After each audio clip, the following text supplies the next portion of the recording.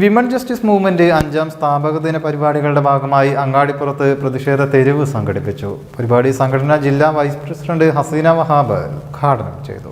പ്രതിഷേധ പരിപാടി women justice movement ജില്ലാ വൈസ് പ്രസിഡന്റ് ഹസീന വഹാബ് ഉദ്ഘാടനം ചെയ്തു.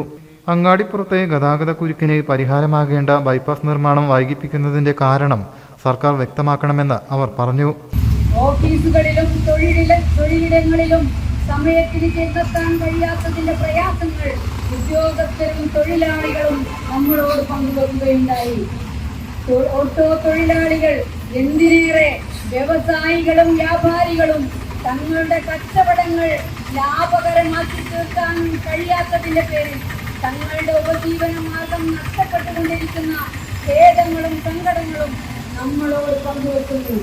ഇങ്ങനെ ഒരു നാടിന്റെ എല്ലാ വിഭാഗം ജനങ്ങളെയും പ്രതിസന്ധിയിലാക്കിക്കൊണ്ടിരിക്കുന്ന ഈ ഗതാഗത കുരുക്കിന് പരിഹാരമായിക്കൊണ്ടാണ് 2009 ഒരാടമ്പാലം മാലത്തുമംഗലം ബൈപ്പാസ് എന്ന വിഭാവനം ചെയ്യുന്നത്.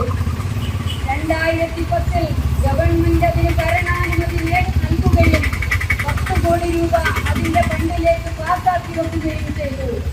അങ്ങനെ അതിന്റെ അലൈൻമെന്റ് ഫിക്സ് ചെയ്ത് സർവേ പൂർത്തീകരിച്ച് സർവേ കല്ല് നാട്ടുകയും ചെയ്തു.